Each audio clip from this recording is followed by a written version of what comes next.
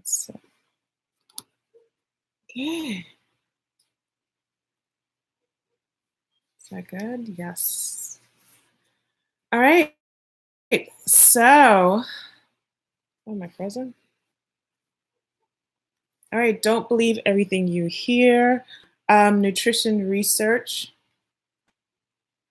um, is a topic with outcomes. So I want to start with how research is conducted. Let's put this. Kind of doesn't matter. All right. How research is conducted. So research is conducted by, this is basic. The research is conducted by the scientific method. Step 1, make an observation, hypothesis, step 2. And step 3 is basically putting that to the test, putting that hypothesis to the test. So it's pretty basic. I'm not even going to go over that. Let's see what's new.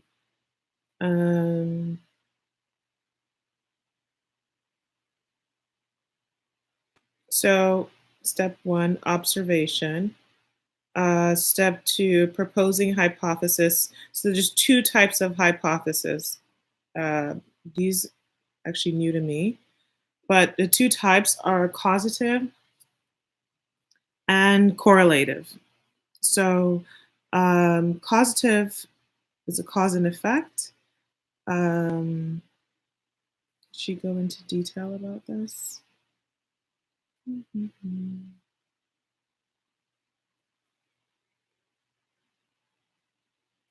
Okay. So it has something to do with the relationships. I'm looking at the slides. 2 types of hypothesis, causative, correlative, simple versus complex relationships, if that's associated. Oh, here's examples. So epidemiology and epidemiological.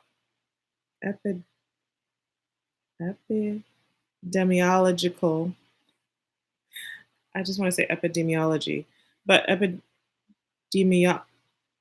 wow. Okay. Epidemiological studies. Jeez.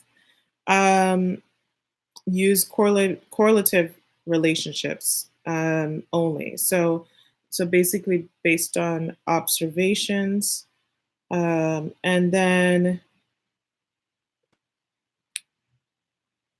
let me see if I could see the slides because my notes. Oh, here it is. Yep, perfect. So she goes, okay, let's back to using correlation relationships. This was like the first day of class. I don't remember this for some reason. All right, so epidemiological studies involve correlational relationships only. Okay. Just giving an example of N. Haynes. But what does that mean? Correlation relationships. Oh, cause and no, that's not. That's causative.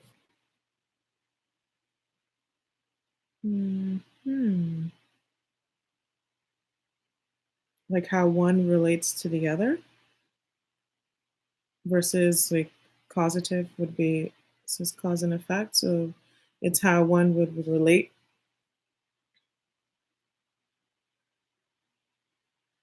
I guess correlation in the sense of the definition of the word. So how one thing would relate to the other, like how they would relate, and that's how that relationship would be, versus causative would be this results in this happening. Let me make a note to do some reading on that. Let's see.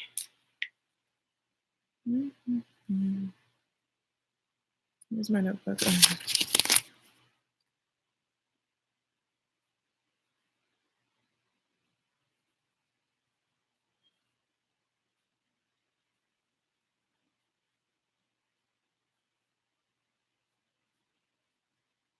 Yeah, I'm gonna have to do some deep reading on that.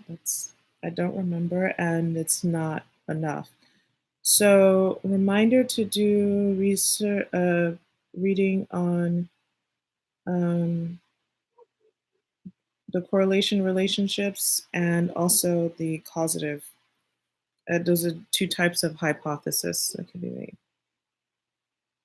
Correlating factors, and then also, I guess it'll be correlating factors and cause and effect, or causative factors, which would be cause and effect. But I don't. I'm just really assuming at this point, and I'm not going to assume. I need to read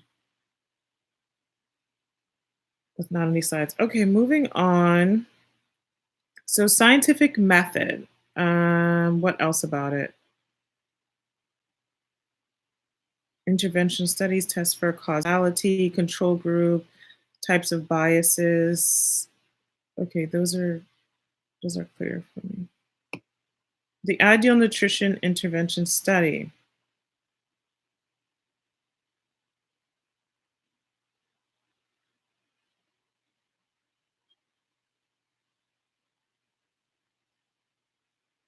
Okay, that's clear.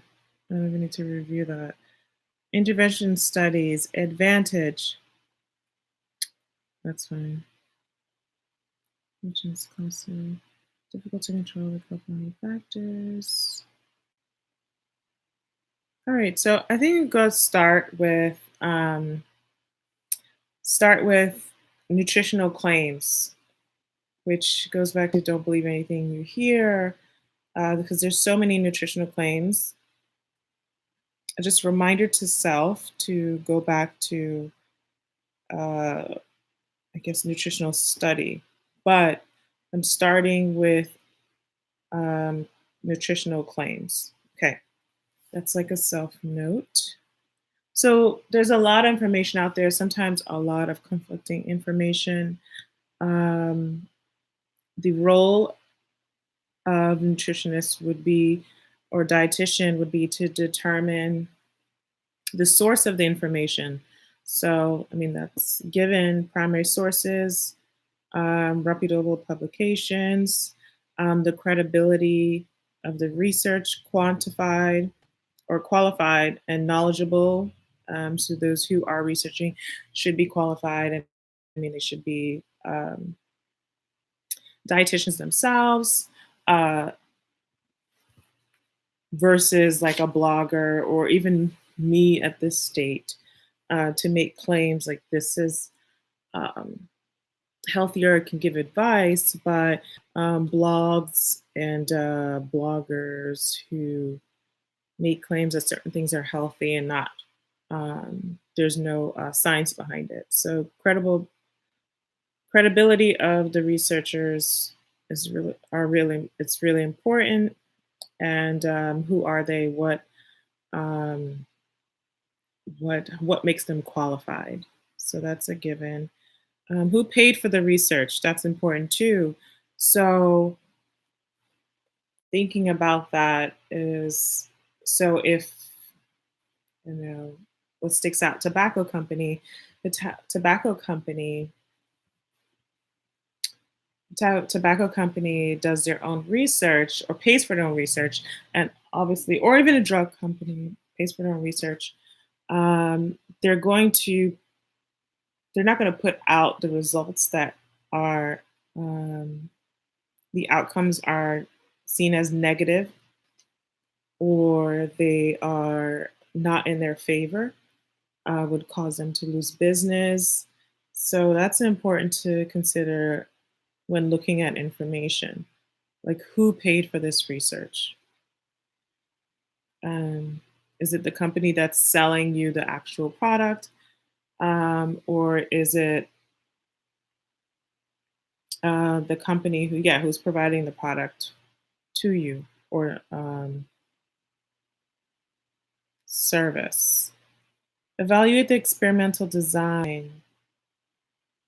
Do public health organizations concur? So do the higher ups. I mean, okay.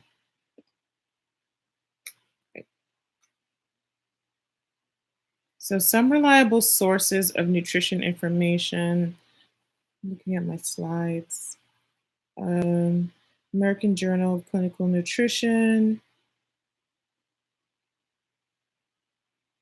Annual Review of Nutrition, just some info, NIH, you know, that Department of Agriculture and Food and Nutrition information is like a bunch of them. American Cancer Society, that's where I got the phytochemical information. Journal of Nutrition. So a lot of the good resources here. All right, so nutrition and health. What is the connection? So nutrition is one of the most important lifestyle factors influencing the nation's health.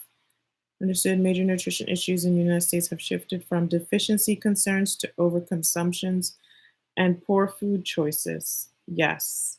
So a lot of nutrition concerns. It's interesting. So Americans are actually getting bigger and bigger, um, and that is due to overconsumption. So we're just eating more than we should. We're eating in larger portions. Um, I'm sure this is leading into the number one cause of death. Yeah, so illnesses are related around obesity and old age because health is cumulative. So um, you may be fine at 20, and then when you're 50 or even 60 or 70, that's when it's going to hit you. So um, either you're overweight and things are going to result from that obesity or being overweight because it's two different things. But over time in old age, that's when things start to appear or issues start to occur. All right, so nutrition and health, what is the connection? So, Centers for Disease Control and Prevention, CDC, uses rates, mortality rates, infant mortality rate, morbidity rates, uh, that's the incidence and prevalence of whatever the illness is or disease, and life expectancy. So, uses rates basically um, to kind of monitor the issues between nutrition and actual health. Like, how is food playing a part of these illnesses? And so that's monitored predominantly by CDC and also by all these rates to kind of assess how is it correlated, and then life expectancy as well. So, what's the takeaway of these graphs? Changes in life expectancy in the 1900s. So basically, in 1900s, mhm.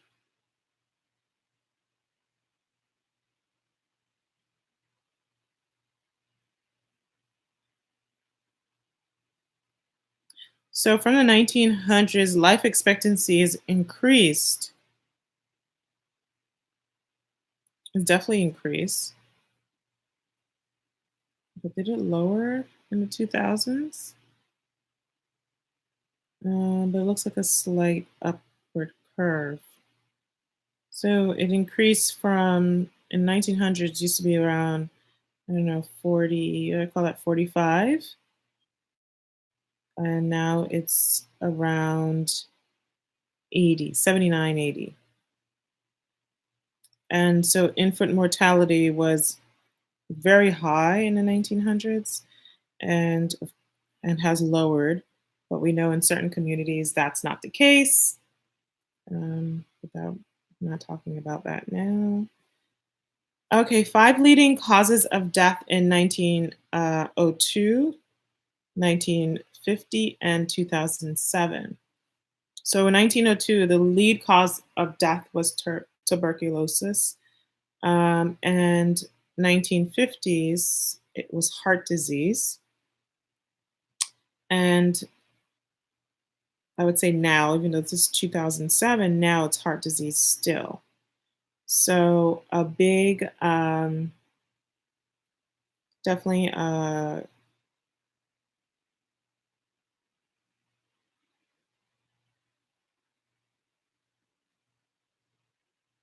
similar to what happened in 1950. So I'll focus on tuberculosis being the lead causing of death to now being heart disease shows that being overweight has led to that we've gotten bigger over time. Um, and also we've had changes in science. So in 1902 is tuberculosis, pneumonia, and influenza, then heart disease, um, and diarrhea. Wow, okay.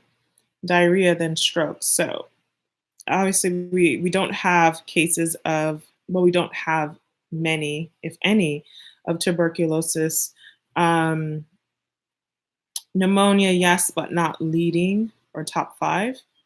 And then heart disease was actually number three. So that's interesting that it rose from number three to number one now.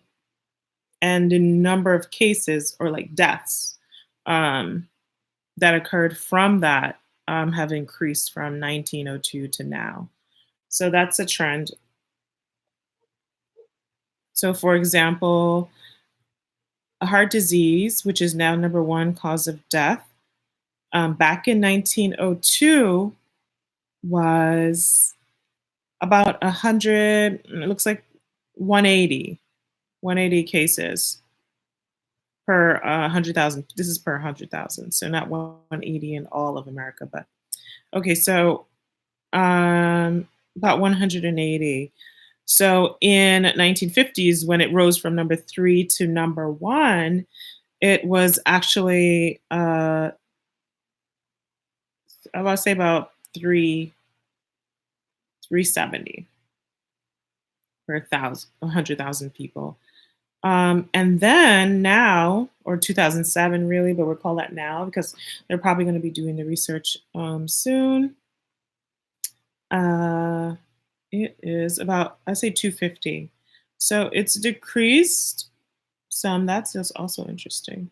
It's decreased some, but it's also still number one. I wonder why it decreased. Hmm. Because we are overeating, but and we're getting bigger, but heart disease was bigger back then. Maybe for certain things, people weren't as active, life changed. Hmm. All right, interesting. And then now, so back in the 1950s, number two was cancer, number two is still cancer and stroke. So heart disease, cancer, and stroke are the top three leads of causes of death. All right, so shift from yeah, basically pneumonia and I think tuberculosis was number one in 1950, right?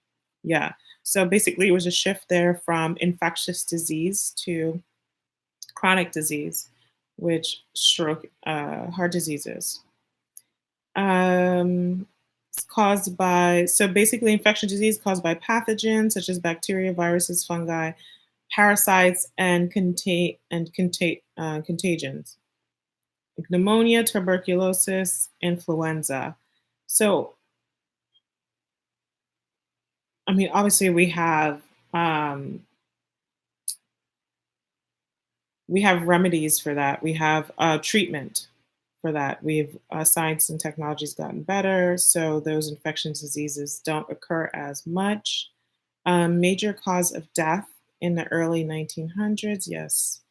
Public health efforts reduced incidence of disease. So basically, what she's saying, or she wants us to know, is that it's the public health efforts, and I think science, but public health efforts, the organizations that have help to reduce the incidence um, of these diseases, or at least infectious disease.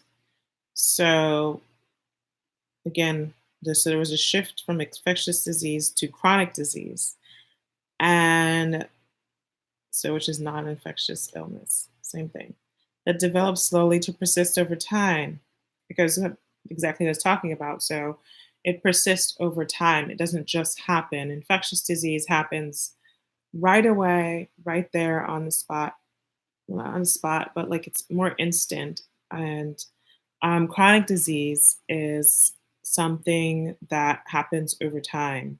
So heart disease just doesn't happen to you. Cancer, when I say it doesn't happen to you, it doesn't happen instantaneously. Like I have this today and um, I know it. So that's heart disease, cancer, arthritis. Uh, Interesting. I don't know much about arthritis. I'm gonna have to look in that. At my notes. Saying it's a chronic disease, but I wonder how long does onset take? Does it happen? Does it also happen over time, like heart disease, cancer, diabetes, stroke? Number one being heart disease, cancer, and stroke. I think those are the top three for now, present day. Yep. Okay, chronic diseases and risk factors. So risk factors for these chronic diseases.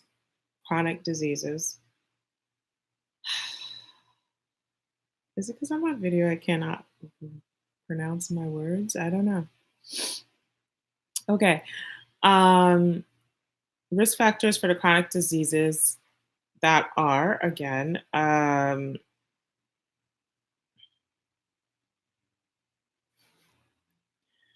my gosh. Oh my gosh. It's heart disease. Chronic disease, it's heart disease, cancer, and stroke. Oh goodness.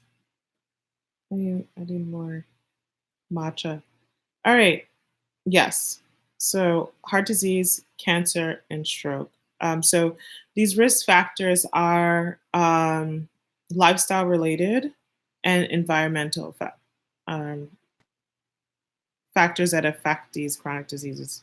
So as well as genetics. So that's leading back to epigenetics, um, which is I think I heard her mention or read that that's also something that's being looked at. It's whoa, look looking at your genetics and how that plays a part um, in your or how much of a risk factor is that um, in your I guess ability or to I guess not contract find the word, Sophia, in your ability to or the likeliness that you would basically develop the likeness you develop these chronic diseases. There we go. All right. And that's just generational in terms of like your parents. I mean, we know that, but even further back than that, like your grandparents and how that is actually um, like embedded in your DNA. It's really interesting. I need to read more on that. Um, So, what are the top three major lifestyle risk factors associated with heart disease, cancer, and stroke? Which are the top three causes of death? Um, Tobacco use, lack of physical activity, and range of poor dietary habits. So, tobacco is one, is the top. Um, Lack of physical activity, and basically your eating habits. So these are the three risk factors associated with the onset of these chronic diseases. And those chronic diseases are heart disease, cancer, and stroke. All right, we got it. Um, mhm. Nutritional transition. So shift from undernutrition to overconsumption, which is where we're at right now as a in America. So overconsumption or unbalanced nutrition as societies adopt more industrialized economies. So the more industrialized we became, um, the more access, the more we have available. I mean, it's heard or talked about that we don't have enough food, but we have way too much food. Okay, causing overweight and obesity, which are risk factors for the heart disease, cancers, and right here it says actually type 2 diabetes. Type type 2 diabetes. Okay, it's 2 o'clock. I should probably take a break. All right, so basically, being overweight and obese are risk factors for those chronic diseases. Um, Stroke is not in here, but I mean, stroke is, I guess, stroke. I wonder why stroke is not here. All right. Instead, type 2 diabetes. Wow. Type 2 diabetes, which is type 1 you're born with, or you develop in childhood. Type 2 you develop in outside of childhood. Um, so cardiovascular disease, CVD, yes, includes heart disease and stroke, which I was going to say. So leading cause of death is heart disease, and stroke is number three, but they're both cardiovascular. Why am I playing my hair? But they're both cardiovascular diseases. So, okay. So leading cause of death are, I guess, both. Stroke is number three, heart disease number one. In the US, almost 80 million men and women suffer from heart disease, such as heart attack and stroke. Almost 1 million people die each year for these causes. 1 million. Sometimes I wonder if people really know these numbers. 1 million. That's a lot. That's a lot. So, I mean, a lot of us are not eating healthy. A lot of us are not mobile. I mean, I think there's a lot to go with that, like as far as access. That's another conversation, but yeah. Okay, so the risk factors for CVD. So I've already went over overweight, obesity, hypertension. So that's high blood pressure, hyperlipidemia. Hyperlipidemia.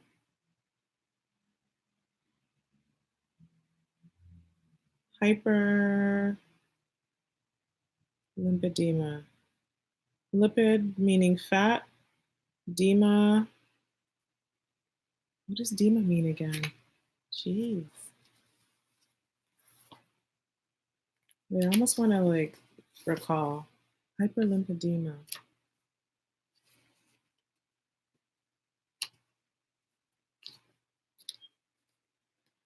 Hmm. Okay, I cannot recall. Let's check the notes.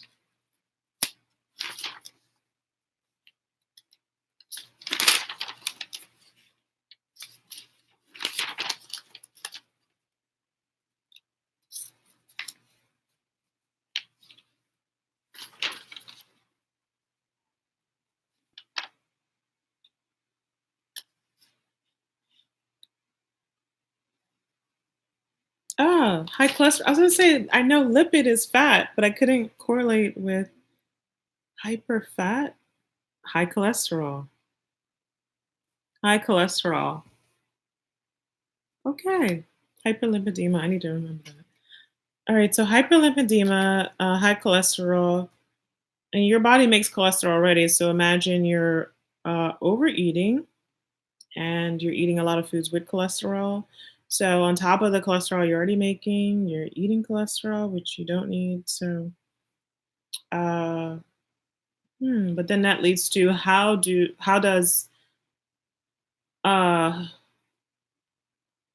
does cholesterol behave like other nutrients, like vitamins? Because so like if you have excess of vitamins, say you take like yeah, what do you call it? A supplement, then that supplement, any excess will be excreted. So I wonder if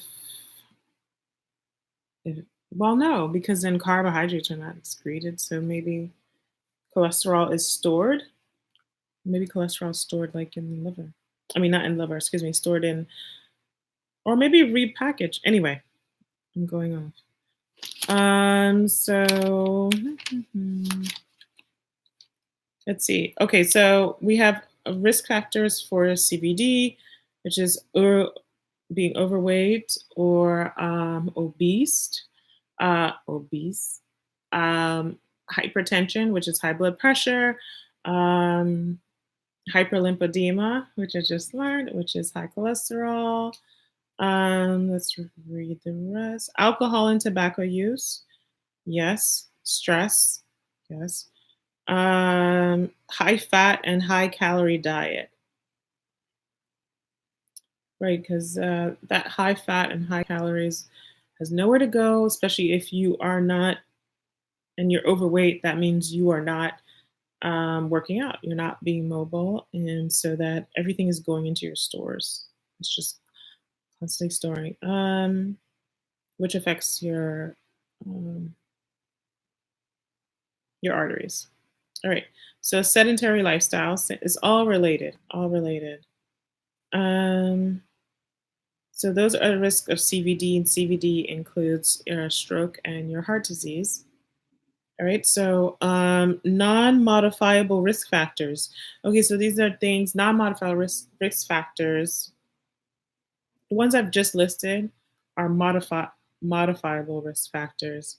That is overweight and obesity. That is stroke. Excuse me, hypertension, which is high blood pressure, hyperlipidemia, which is high cholesterol, alcohol and tobacco use. These are all modifiable um, risk factors, meaning you can change them. And the last one, immobility, and I'm missing one. Let's see, high fat, high cholesterol diet. Okay, and then so non-modifiable. I'm gonna see if I can take a guess. Not what can't you change? You can't change your age. You can't change your gender. You can't change age, gender, um, your what do you call it? Your like family history. Let me see. Oh, race. Okay, so yeah, okay, age, gender, family history. Look at that. Family history, hereditary, and race. So where you're from, race, menopause. Interesting. Menopause. So those are things you cannot change that can onset or risk factors for CVD. Again, that's age, your sex, your family history, um, menopause, age, sex. Did I say gender? Gender, and I think I'm missing one. Your rate. Did I say race? Age, sex, gender, race, family history, menopause. One, two, three, four, five. I did one twice, but I think I included all of them. Age, Instead of sex, I should say gender. Okay. Family history. I said race. I said menopause. Okay, basically that's it. All right. So I'm going to take a break and then go into cancer for part two. Let's see how many slides that is. There are left, rather. And yeah.